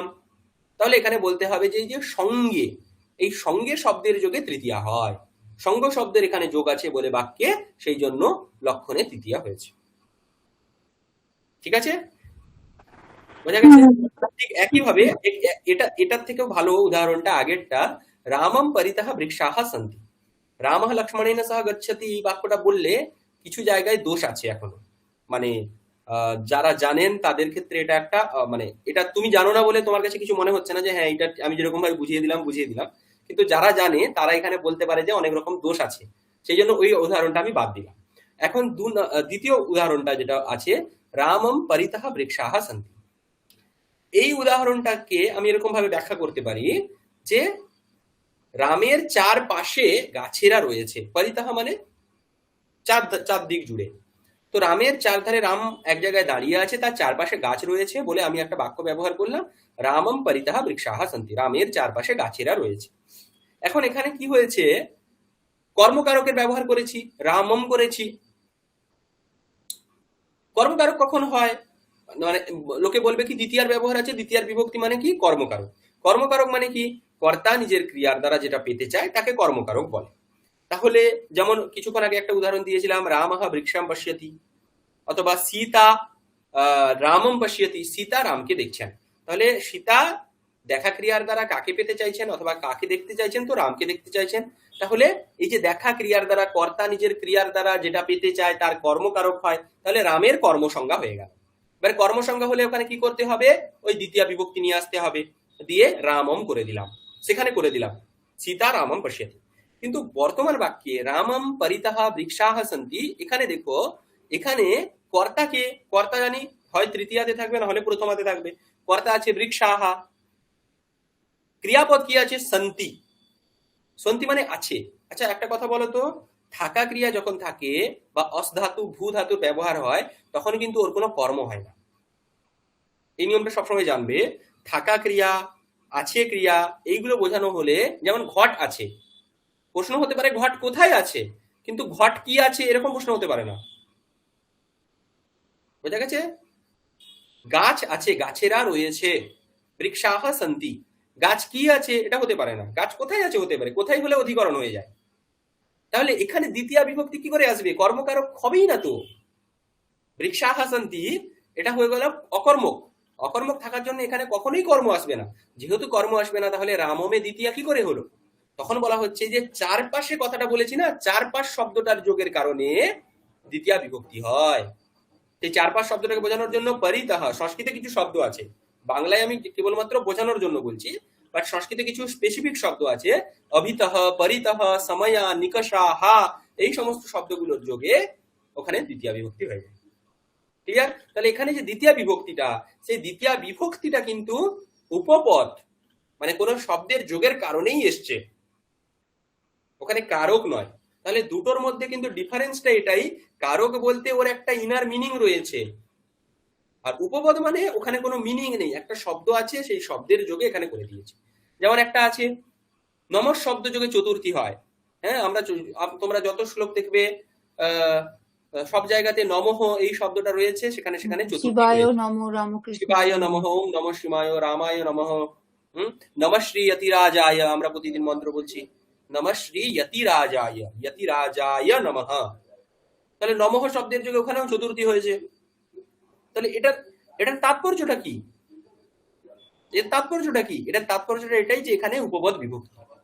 না হলে কিন্তু যদি মানে ভালোভাবে দেখা যায়, নমকটাকে যদি কোনো শব্দ না দেখে আমরা ক্রিয়ার মতো ব্যবহার করি, নমামি বলি, তখন কিন্তু ওখানে দ্বিতীয় বিভক্তি হওয়ার কথা, অহম শিবম নমামি, কিন্তু শিবায় নমঃ। তো স্পেসিফিক নমঃ শব্দটা থাকলেই ওখানে চতুর্থী হয়, আবার নমামি বললে দ্বিতীয় হয়। কথাটা বোঝা গেছে? তাহলে একটা কারক বিভক্তি, একটা হচ্ছে উপপদ বিভক্তি। উজানি বুঝতে পেরেছো? হ্যাঁ স্যার, মনে হচ্ছে বুঝেছি। মনে হচ্ছে, এটা কেমন কথা, মনে হচ্ছে বুঝেছি মানে? আচ্ছা, বাংলায় এরকম কি উদাহরণ আছে বলো তো, এই শব্দের যোগে এটাই হবে এরকম কিছু? বাংলায় স্পেসিফিক আমার সেরকম কিছু মনে নেই, মানে জানা নেই, মনে নেই না, জানা নেই, হয়তো কোনোদিন পড়েছিলাম ভুলে গেছি। আমি একটুখানি বলছি বাংলার ব্যাপারটা, যেটুকু আমি বুঝতে পারছি আর কি। আমরা যেটা এই বিভক্তিগুলোর মানেটা যেটা, মানে প্রথমটা কর্তা, প্রথমা বিভক্তি, তারপরে কে, দ্বারা, জন্য, হতে, এতে, এইভাবেই তো বাংলা শব্দগুলো বিভক্তি হয়ে যায়, হুম, অটোমেটিক্যালি তো এইভাবেই আমরা ব্যবহার করি বাংলাতে। অবশ্যই, হ্যাঁ তাই করি। হ্যাঁ, তাই না? হ্যাঁ, এখানে কিন্তু কিন্তু একটা সেই সমস্যাটা এটাই যে হিন্দি কেন বাংলা কেন। পঞ্চমী হলে গাছ হুম, হতে ফলটা পড়ছে, তো হুম, বৃক্ষ হতে, হতে হইতে, পঞ্চমী। হ্যাঁ, হ্যাঁ, হইতে, থেকে ইত্যাদি বোঝানোর জন্য ওখানে পঞ্চমী ব্যবহার করা হয়, পঞ্চমী বা প্রধান বিভক্তি কারক হচ্ছে। ব্যবহার। তারপরে কারুর জন্য দান করা, তখন ওই চতুর্থী বিভক্তি হচ্ছে, হুম, সম্প্রদানে চতুর্থী, দান করা। এইভাবে আমরা তো বাংলা মানেটা ওর সাথে সাথেই যায়, জানি, সংস্কৃত আর বাংলার তো আলাদা মতন নয় কিন্তু। নয় না। কিন্তু কিন্তু অনেক সময় কি হয়ে যায়, এই বাংলা অর্থটা বুঝতে বুঝতে রূঢ় হয়ে গেলে এই একটা সমস্যা ঘটে যায়। যেমন এই যে কি বা কাকে দিয়ে প্রশ্ন করলে কর্মকারক হয়, হ্যাঁ, ঠিক আছে? তাহলে সেখানে যদি আমি বলি বৃষ্টি পড়ছে, তাহলে এখানে প্রশ্ন করা হয় কি পড়ছে, তাহলে কি পড়ছে, বৃষ্টি পড়ছে, তাহলে এখানে বৃষ্টিটা কি কর্ম না কর্তা? কর্ম হয়ে গেল, হুম, তাই তো? তো এই ধরনের হুম, কিছু কিছু সমস্যা দেখা যায়। হ্যাঁ, তারপরে যেমন ধরে নিন সে বাসে করে বিদ্যালয়ে এলো, এবারে বাসে করে বা বাসে বিদ্যালয়ে এলো, সে বাসে বিদ্যালয়ে এলো বলার সঙ্গে সঙ্গে কিন্তু ওখানে অধিকরণ বোঝাচ্ছে, সপ্তমী, সপ্তমী বোঝাচ্ছে, গতি, কিন্তু ওটা তো গতি। ওটা তো সপ্তমী হবে না, ওখানে করণ হবে। আসলে বাংলাটা আমাদের মাতৃভাষা বলে আমরা সংস্কৃতটা, হ্যাঁ, ব্যাকরণ কিন্তু একটু ভাস্ট, হ্যাঁ, সংস্কৃত হ্যাঁ, হ্যাঁ, ব্যাকরণ সূক্ষ্ম জিনিস আছে অনেক। সূক্ষ্ম জিনিস, হ্যাঁ, এটাই বলার। যেটা এখানেও আছে, কিন্তু বাংলাতে আমরা সেটাকে গুরুত্ব দিই না। চলতি ভাষায় কথা বললে যেটা হয় সেটা হ্যাঁ, যে কোনো আপনি লোকাল কলোকাল ল্যাঙ্গুয়েজ যেটাকে আমরা বলি, যার যার নিজের নিজের মাতৃভাষায় কিন্তু অন্যরকম হয়ে যায়, কিন্তু হুম, ব্যাকরণ পড়তে গেলে, পড়া হিসেবে তখন কিন্তু জিনিসটা একটু আলাদা, একটু ডিফিকাল্ট কিন্তু। হ্যাঁ, মানে অনেক সূক্ষ্ম সূক্ষ্ম জিনিসগুলো বিচারে এসে যায়, এই আর কি বলতে এই চাইছি। জন্যই একটা বিষয় এটা, যে ব্যাকরণের মূল উদ্দেশ্যই কিন্তু আপনার সাধু শব্দকে বাছা। বাছা বলতে লোকে আমরা যে ব্যবহার করছি, আমি আহ, গত ক্লাসে হয়তো বলেছিলাম, আপনাদের বলেছিলাম কিনা জানি না। মানে আমরা ব্যবহার করছি কি, গরু শব্দটাও ব্যবহার করছি, গৌহু শব্দটাও ব্যবহার করছি, আবার অনেক জায়গায় গরুর জন্য কেউ কাউ বলছে।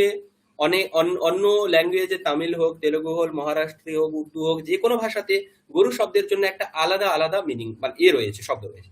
তাহলে সবগুলো শব্দ থেকেই বা সংস্কৃত থেকে উৎপন্ন যতগুলো শব্দ আছে, যতগুলো ভাষা রয়েছে, সেই ভাষাগুলোতে একটা শব্দকে, গরুটাকে প্রতিপাদন করার জন্য শব্দগুলো তো রয়েছে আলাদা আলাদা।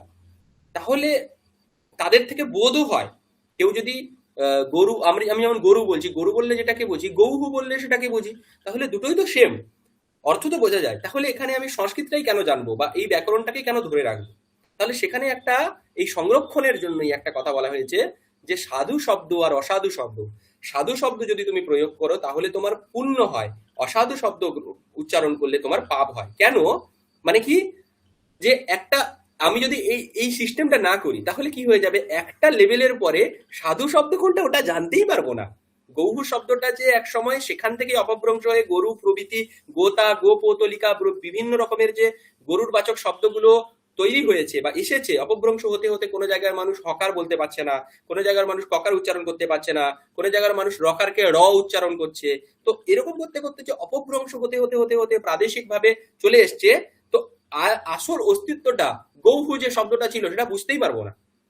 সেই কারণে এটা বলা হয়েছে, যে সেই জন্য যাতে মানুষ প্রয়াস করে যে গৌহু এই শব্দটা সাধু এটা জানো, অর্থবোধ তো দুটোতেই হবে, গরু বললেও যেটাকে বোঝাবে, গৌহু বললেও সেটাকে বোঝাবে, গোতা বললেও সেটাকেই বোঝাবে।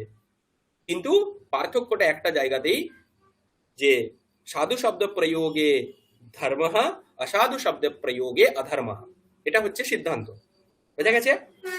ওই কারণেই এই সব ব্যাকরণটাকে বাঁচিয়ে রাখার জন্য, না হলে ব্যাকরণ বিলুপ্ত হয়ে যাবে, আবার নতুন নতুন ব্যাকরণ উৎপন্ন হবে, বারবার ব্যাকরণ উৎপন্ন হবে। শব্দের একটা মর্যাদা আছে, সংস্কৃত ব্যাকরণটাকে জিবিয়ে রাখার জন্য কিন্তু এটা খুবই দরকার। আচ্ছা, তাহলে উপপদ ব্যাপারে বোঝা গেছে, কারক বিভক্তি মানে বোঝা গেছে, ঠিক আছে। বাংলা, হিন্দি প্রভৃতির ব্যাকরণের ক্ষেত্রে এটাই একটা সমস্যা, যে আমরা যে শব্দগুলো ব্যবহার করছি সেই ভাষাতে ব্যবহার করছি, তাতে কিন্তু মানে ওই সেন্সটা, মূলত যদি আপনি সেন্সটা ধরে ফেলেন, কি বা কাকে করে ইত্যাদি না ভেবে আপনি যদি ঠিক অর্থটা বুঝে নেন, যে বৃষ্টি পড়ছে মানে এখানে পরারূপ ক্রিয়াটা কে করছে, কি পড়ছে কাকে পড়ছে না, পরারূপ ক্রিয়াটা কে করছে। আচ্ছা, পরারূপ ক্রিয়াটা তো বৃষ্টি করছে, তাহলে সে কর্তা হবে।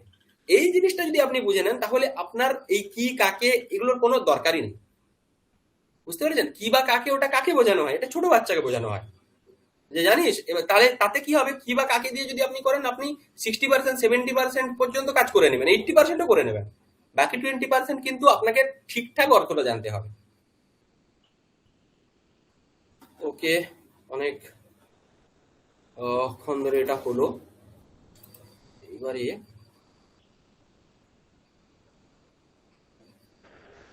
सर वो जो आप नियम लिखे थे सर वो थोड़ा सा देवनागरी में लिख दीजिएगा। কি বলছো? तो बोल रहे हैं कि जो आप लिखे थे जो नियम दोनों कारक विभक्ति और उपपद, तो सर उसका नियम जो थोड़ा सा देवनागरी में लिख दीजिएगा।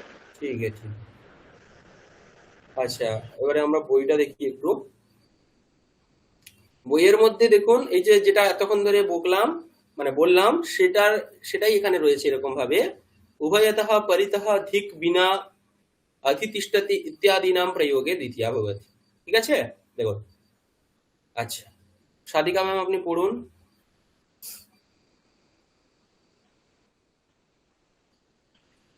এতানি বাক্যানি পঠতা বিদ্যালয়ম উভয়তঃ বৃক্ষাः সন্তি। হুম, বিদ্যালয়ম বিদ্যালয়ম দেখতে পাচ্ছেন, দ্বিতীয় হয়েছে। উভয়ত যোগে শব্দ যোগে হ্যাঁ, বিদ্যালয়ম দ্বিতীয়া বিভক্তি হয়েছে। কারণে এখানে দ্বিতীয় হয়েছে। তারপরে নগরীম পরিতঃ বাটিকাः সন্তি। হুম নগরীম, হুম এটাও দ্বিতীয় বিভক্তি হচ্ছে পরিত সহযোগে। হুম ঈশ্বর নিন্দা কান ধিক, ধিক হুম যোগে হয়েছে এটা। হুম সংস্কৃতং বিনা ভারতীয় সংস্কৃতে হে জ্ঞানং ন ভবতি। হুম বিনা যোগে দ্বিতীয়া। বিনা যোগে দ্বিতীয়া তৃতীয়া বিভক্তিও হয়। হয়। হ্যাঁ, হ্যাঁ, বিনা হ্যাঁ, যোগে আমরা যেমন পড়েছি জলেন জানি। বিনা মীনঃ ন তিষ্ঠতি। হুম, হ্যাঁ, জলং প্রাণবায়ু বিনা। জলম বিনা সেরকমও হবে। হ্যাঁ, তারপরে রাজা নগরম অধিতিষ্ঠতি। হুম নগরম নগর রামেশ্বরম পরিতঃ সাগরः अस्ति। হুম রামেশ্বরম হুম কৃষ্ণম উভয়তঃ গোপাः সন্তি। হুম কৃষ্ণ উভয়, এটা মানেটা কি হলো?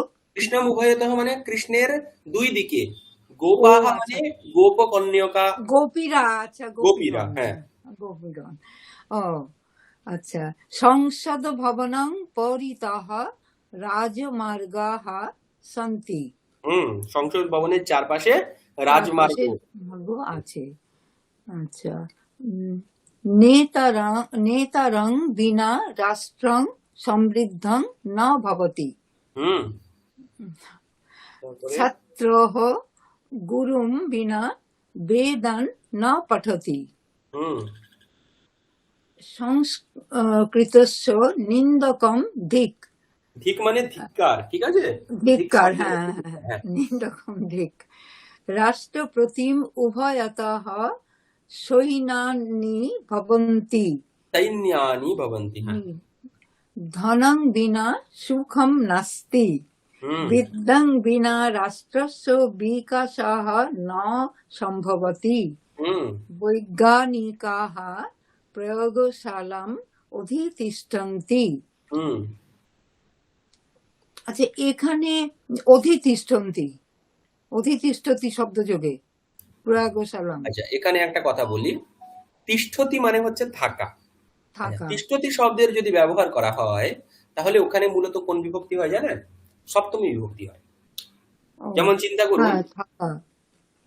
অহম গৃহে তিষ্ঠামি, হুম আমি থাকছি কোথায় থাকছি? আমি কোথাও একটা আশ্রয়ে থাকবো। আশ্রয় বোঝালেই অধিকরণ বোঝায়। যেমন হুম বিহগঃ, বিহগ মানে পাখি, বিহগঃ নীড়ে তিষ্ঠতি। হ্যাঁ, হুম অহম ভারত দেশে তিষ্ঠামি। হুম তাহলে সব জায়গাতে কিন্তু দেখুন সপ্তমী বিভক্তি সপ্তমী রয়েছে। বিভক্তি। তো এখানটাতে বৈশিষ্ট্য হচ্ছে যদি অধি উপসর্গ যোগ হয়ে যায় তাহলে এই তিষ্ঠতির আচ্ছা, সঙ্গে অধি উপসর্গ যুক্ত হলে যেটা আধার হয়, যেটা অধিকরণ হয়, সে হয়ে যায় মানে তাতে এখন দ্বিতীয়া হয়ে যাবে, বুঝা গেছে? উপপদ হয়ে গেল, উপপদ। উপপদ হয়ে গেল। প্রয়োগশালা। মাতরং পরিতঃ শিশবঃ কুরন্তি। মায়ের এখানে চার মূলত ধারে। একটা কথা, এখানে মূলত উপপদ নয়, এটা ও, অধিতিষ্ঠন্তি, এটার ক্ষেত্রে এটা মূলত উপপদ নয়, এটা কর্মকারক, বোঝা গেছে? আচ্ছা। বাকিগুলোর ক্ষেত্রে ঠিক অধিতিষ্ঠ- আছে, কিন্তু এই যে অধিতিষ্ঠন্তি আছে, এরকম হুম, অধিশেতে এরকম কিছু আছে, সেগুলোতে মূলত কারক হয়, এটা উপপদ বিভক্তি নয়। আচ্ছা, ঠিক আছে, এখানে কর্ম হয়ে ঠিক যায়, মানে আছে। অধি শব্দটা যুক্ত হয়ে গেলে সেখানে কর্মকারক হয়ে যায়, তার মধ্যে কর্মকারক বিষয়টা চলে আসে। আচ্ছা। মাতরং পরিতঃ শিশবঃ কুরন্তি। হুম গুরু নিন্দকং ধিক। হুম ধিক 3 বার। গুরু উভয়তঃ ছাত্রাः আহ, পঠন্তি। পঠন্তি। হুম হুম। অধ্যক্ষः আসনম অধিতিষ্ঠতি। হুম সর্বः মণ্ডপম অধিতিষ্ঠতি। ঠিক আছে। আচ্ছা, হুম, এবার এখানে সেটাই বলেছে, উভয়তঃ সর্বতঃ হুম, অভিতঃ পরিতঃ।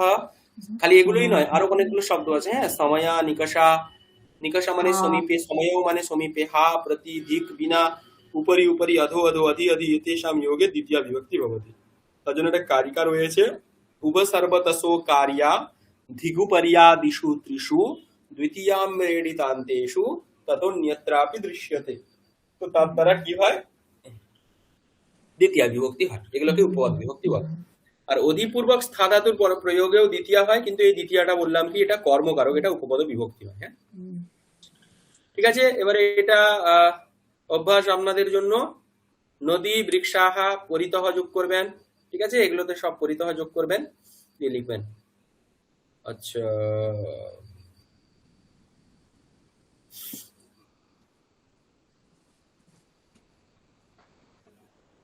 আগের হোমওয়ার্কটা আমি এখনো পাঠাতে পারিনি। হ্যাঁ পাঠিয়ে দেবেন, আমাকে খালি হুম, সৌহার্দ্য পাঠিয়েছে একটা। হুম। আচ্ছা সৌহার্দ্য, তোমার হোমওয়ার্কে ওই পেজটা দেখা যাচ্ছিল না, ওই জন্য আমি ওটা করিনি। আমি দেখতেই পাচ্ছিলাম না, কেন জানি না, কিন্তু দেখা যাচ্ছিল না। আচ্ছা, ठीक है सर, फिर से भेज देंगे। ঠিক আছে। আচ্ছা, এইবারে একটা নতুন জিনিস দেখুন, এটা হয়তো জানেন আপনারা, এখানে একটা কথা বলি। হুম, 109, ধাতুর একটা আগে ভেদ দেখেছিলাম। হ্যাঁ, ধাতু 109। কেমন হয়, পরস্মৈপদী, আত্মনেপদী আর উভয়পদী, তিনটে দেখেছিলাম। এখন আরেকটা ধাতুর একটা ভেদ দেখাচ্ছি। ধাতু ত্রিবিধা ভবতি, ধাতুর তিনটে ভেদ হয়। কি কি? এক হচ্ছে সকর্মকঃ, দুই হচ্ছে অকর্মকঃ, তিন হচ্ছে দ্বিকর্মকঃ। বুঝতে পেরেছেন? सर दिखाई नहीं दे रहा। এটা सर अब तो लिखा है, दिखाई नहीं दे रहा। দেখতে পাচ্ছেন না? ও আচ্ছা আচ্ছা, আমি এই করিনি। বইয়ের পারপেস। আচ্ছা আচ্ছা আচ্ছা, এটা কাটা হয়নি। আহ,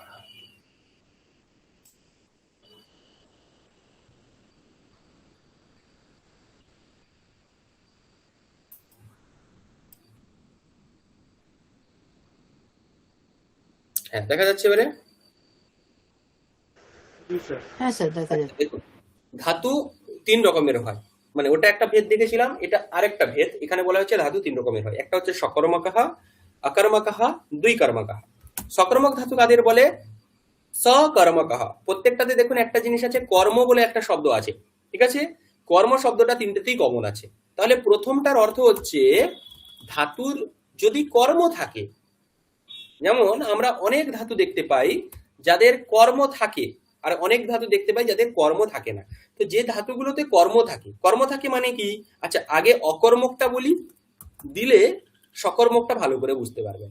যেমন আপনারা বাংলায় যেটা পড়েছেন, কর্ম বলতে কি বুঝি? কর্ম বলতে বুঝেছি যে কর্তা, বাংলাতে কি বা কাকে দিয়ে প্রশ্ন করলে যেটা বুঝি। তো এখানে একটা জিনিস চিন্তা করুন, আমি একটা বাক্য বলছি, রাম ঘুমাচ্ছে, কি বা কাকে দিয়ে প্রশ্ন হবে এখানে? রাম কাকে ঘুমাচ্ছে? রাম কি ঘুমাচ্ছে, কোনো প্রশ্নের উত্তর হবে? হবে না। রাম হাসছে বা আমি হাসছি, এখানে কি বা কাকে দিয়ে প্রশ্ন করলে কোনো উত্তর হবে? হবে না। এটা বাংলা ভাষায় বললাম। এবারে সংস্কৃতের নিয়ম অনুসারে কর্তা নিজের ক্রিয়ার দ্বারা যেটা পেতে চায়, কর্তা নিজের হাসির ক্রিয়ার দ্বারা যেটা পেতে চায়, তাহলে কর্তা নিজের হাসি ক্রিয়ার দ্বারা কিছু পেতে চাইছে? আপনারা কিছু বলতে পারবেন কি পেতে চাইছে? হবে না। রাম ঘুমাচ্ছে, রাম নিজের ঘুমানো ক্রিয়ার দ্বারা কি পেতে চাইছে?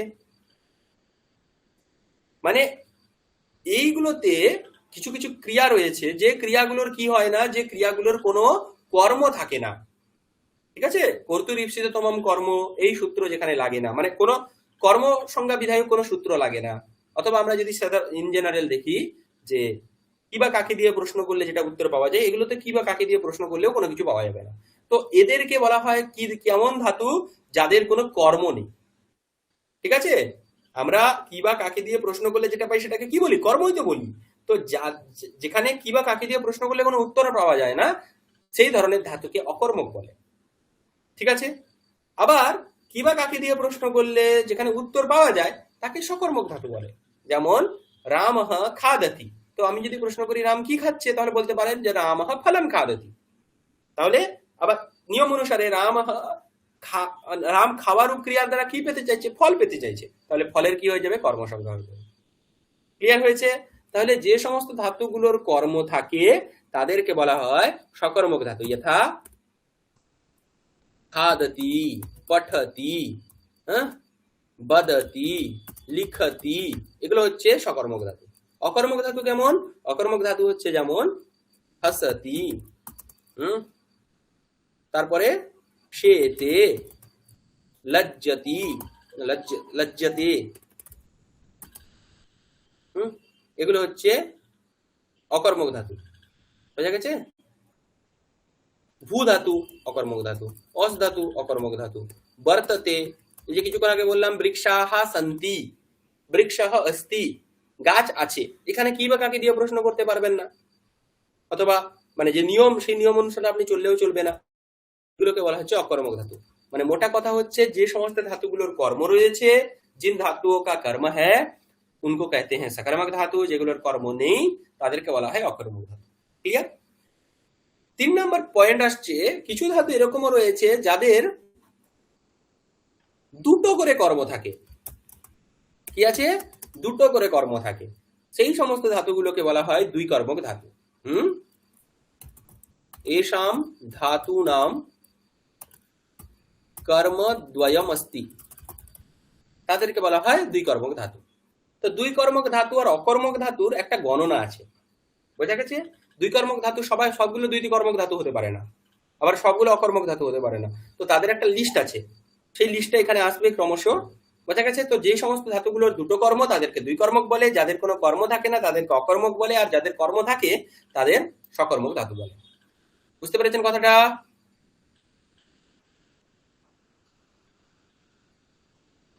আচ্ছা, এবার আমরা প্রকৃত পাঠে যাই। আবার এই কথাটা বোঝা গেছে না? এখন সমস্যা আছে কারো? দুটো কর্মের উদাহরণ আসছে আসছে, এই তো বইয়ে এবারে আছে, সেটাই আছে। হ্যাঁ, এবার বই দেখুন। বইয়ের মধ্যে দেখুন বলা হচ্ছে গোপাহ গাম পায়াহ দোগ্ধি। ঠিক আছে, গোপাহ গাম পায়াহ দোগ্ধি। দোগ্ধি মানে দোহন করা। টোটাল 16টা এরকম দুই কর্মক ধাতু পাওয়া যায়। ঠিক আছে, দুহয়াচ পচদণ্ড রুধি প্রচ্ছি চিব্রু শাসু জি মথমুষাম কর্মযুগ স্যাদ কথিতন তথা স্যান নি হ্রি কৃষ্ণহাম বলে একটা শ্লোক আছে। এই শ্লোকে টোটাল 16টা ধাতুর কথা বলা হয়েছে, যেগুলো এখানে ক্রমশ রয়েছে। দোহন করা, জিজ্ঞাসা করা, পৃচ্ছতি, কথয়তি, নয়তি, ইয়াচতে, এই সমস্তগুলো হচ্ছে দুই কর্মক ধাতু। আচ্ছা, এদের কি হয়? এদের দুটো করে কর্ম থাকে। এখন দেখুন, অর্থটা অন্য কোনো হতে পারে। ঠিক আছে, এবারে যেখানে যেখানে দুটো কর্ম থাকে সেখানে একটা বৈশিষ্ট্য আছে। একটা প্রধান কর্ম হয় আর একটা অপ্রধান কর্ম হয়। যেটা প্রধান কর্ম হয় তাকে মুখ্য কর্ম বলে, যেটা অপ্রধান কর্ম হয় তাকে গৌণ কর্ম বলে। তাহলে প্রত্যেকটা বাক্যে যেখানে দুটো করে কর্ম আছে, সেই দুটো করে কর্মের মধ্যে একটা হচ্ছে মুখ্য কর্ম আর একটা হচ্ছে গৌণ কর্ম। ওকে, ঠিক আছে? দুই কর্মক ধাতুর ক্ষেত্রে এটা ব্যবস্থা। মুখ্য কর্ম আর গৌণ কর্ম মানে কি? মুখ্য কর্ম মানে যার কর্ম সংজ্ঞা ছাড়া আর অন্য কোনো কারক হবে না, তাকে বলা হচ্ছে মুখ্য কর্ম। আর যেখানে কর্মকারক বাদেও আমি যদি কর্মকারক না লিখে এখানে অন্য কোনো কারক করতে চাই তাহলে আমি করতে পারি, তাকে বলা হয় গৌণ কর্ম বা অপ্রধান কর্ম। আমি কি বোঝাতে পেরেছি এতটা? सर ये समझे नहीं। এটা নেই? এটা আরেকবার বলুন স্যার, মুখ্য আচ্ছা, কর্ম আবার আর ভালো গৌণ করে একটু স্পষ্টভাবে শুনুন। হ্যাঁ, বলছি দুই কর্মক যে ধাতু থাকে সেই ধাতুর একটা বৈশিষ্ট্য হচ্ছে এতে দুটো কর্ম আছে। তাহলে দুটো কর্মের মধ্যে কিন্তু দুটো কর্ম প্রধান নয়, একটা কর্ম প্রধান বা মুখ্য, আরেকটা কর্ম অপ্রধান বা গৌণ। এইবারে মুখ্য কর্ম কোনটা আর গৌণ কর্ম কোনটা কিভাবে বুঝবো?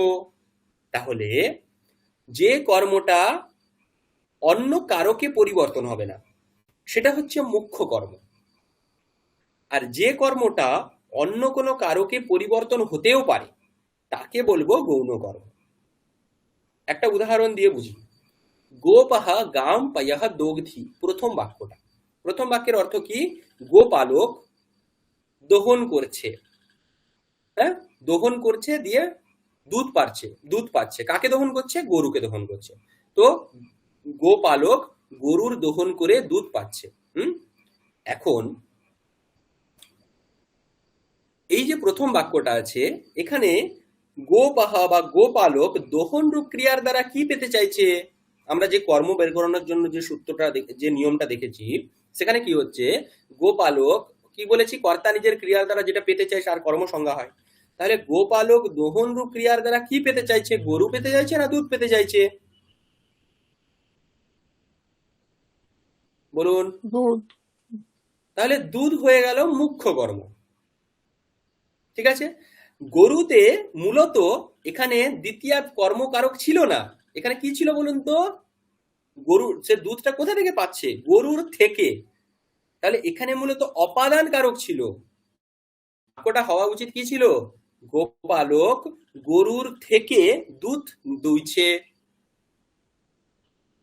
ক্লিয়ার? বাক্যটা কেমন হওয়া উচিত ছিল? গোপালক গরুর থেকে দুধ দুইছে। এখানে দহন ক্রিয়ার দ্বারা সে দুধটা পেতে চাইছে, সেই জন্য দুধের কিন্তু এখানে কোনো পরিবর্তন হবে না, অন্য কারকে সে যাবে না। কিন্তু গরুটা এখানে দ্বিতীয় আছে, সে মূলত অন্য কারকে যেতে পারে। কোথায় যেতে পারে? পঞ্চমীতে যেতে পারে। অপাদান কারক কোথায় হয়? পঞ্চমী বিভক্তি। সেই জন্য বাক্যটা কি হতে পারত? গোপালক গোহ, গৌ শব্দের পঞ্চমীতে হয় গোহ পায়াহ দোগ্ধি, তাহলে ওখানে পঞ্চমী হতে পারতো, সেই জন্য ওটাকে বলা হয় মুখ্য কর্ম নয়, এটা গৌণ কর্ম। পয়হটা মুখ্য কর্ম, গামটা গৌণ কর্ম। কথাটা বুঝতে পেরেছেন?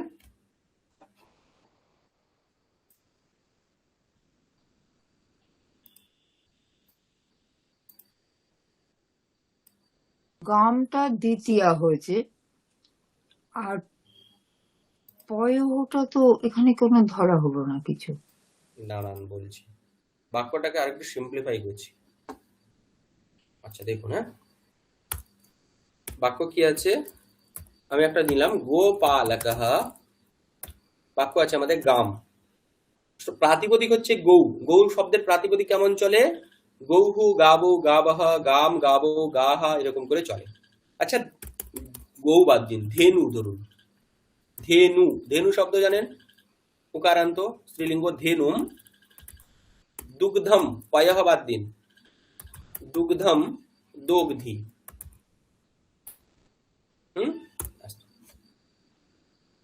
এইখানে দেখুন কর্তা হচ্ছে গোপালকঃ, দোগ্ধি হচ্ছে ক্রিয়াপদ। এইবারে দুটো কর্ম আছে, ধেনুমটাও কর্ম, দুগ্ধমটাও কর্ম। তাহলে কোনটা মুখ্য কর্ম কোনটা গৌণ কর্ম? বললাম যেখানে দুই কর্মক ধাতু থাকবে সেখানে কিন্তু একটা কর্ম মুখ্য হবে আর একটা কর্ম গৌণ হবে।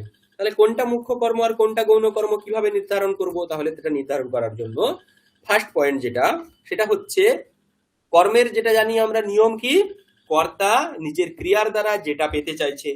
তো গোপালক দহন রূপ ক্রিয়ার দ্বারা গরু পেতে চাইছে না দুধ পেতে চাইছে? অবভিয়াসলি দুধ পেতে চাইছে, দুধ তাহলে দুধ হ্যাঁ। দুধের হয়ে যাবে কি কর্মসংজ্ঞা। তাহলে এই কর্মসংজ্ঞাটা মূলত ঠিকঠাক কর্মসংজ্ঞা। আমি আপনাদেরকে শাস্ত্রীয়ভাবে পড়াচ্ছি না বললে অন্যভাবে বোঝাতে হচ্ছে, না হলে শাস্ত্রীয় নিয়ম হচ্ছে যে কর্তৃপ্সিততমম কর্ম ইত্যাদি সূত্রের দ্বারা যেখানে কর্মসংজ্ঞা হয় সেটা হচ্ছে মুখ্য কর্ম। ওকে, তো কর্তৃপ্সিততমম কর্মের দ্বারাই এখানে কর্মসংজ্ঞা হয়েছে দুধের, সেই জন্য সে হয়ে গেল মুখ্য কর্ম। ওকে, আর ধেনুটা কিন্তু এখানে মুখ্য কর্ম নয়। কেন? কারণ ধেনুটাকে অন্য কোনো কারকে পরিবর্তন করা সম্ভব। ধেনুটা মূলত এখানে কর্ম ছিলও না, ধেনুটা ছিল অপাদান কারক। তাকে আমার অপাদান কারক বলার ইচ্ছে নেই। যেমন গাছ থেকে পাতা পড়ে, সেরকম গরুর থেকে দুধ গ্রহণ করা হচ্ছে। তো আমার এখানে ধেনুতে দ্বিতীয়া বিভক্তি বলার ইচ্ছে নেই। আমার এখানে কি বলার ইচ্ছে? আমার এখানে পঞ্চমী বলার ইচ্ছে ছিল, কিন্তু পঞ্চমী বলার ইচ্ছে না থাকার জন্য না না ভুল বললাম, এখানে মূলত পঞ্চমী হতো, কিন্তু আমি পঞ্চমী রূপে বলতে চাইছি না, অপাদান বলতে চাইছি না। অপাদান যদি না বলতে চান তাহলে ওখানে আরেকটা কারক করতে পারেন, সেটা হচ্ছে কর্মকারক। সেই জন্য কর্মকারক করতে গিয়ে এখানে দ্বিতীয়া বিভক্তি হয়েছে। ক্লিয়ার ব্যাপারটা?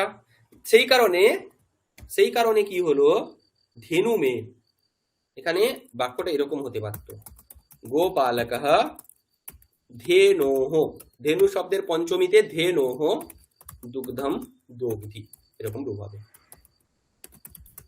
যদি আমি এখানে কি করতে না চাই, কর্মকারক করতে না চাই, তাহলে কর্মকারক করতে না চাইলে কেবলমাত্র কার পরিবর্তন করব? এটারই পরিবর্তন করতে পারবো।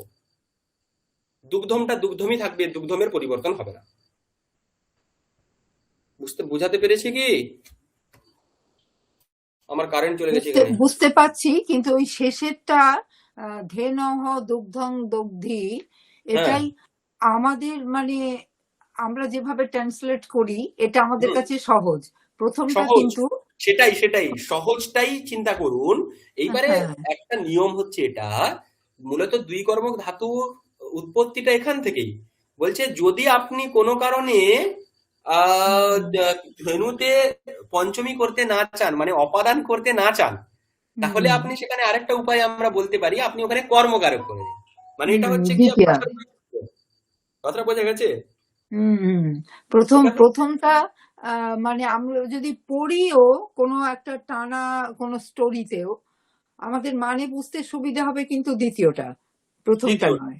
ঠিক আছে, দ্বিতীয়টার ক্ষেত্রে একটাই বিষয় যে আপনার যদি এইটা এইভাবে বলতে না ইচ্ছা থাকে, তাহলে আপনি ওখানে কর্মকারক লাগিয়ে ব্যবহার করুন।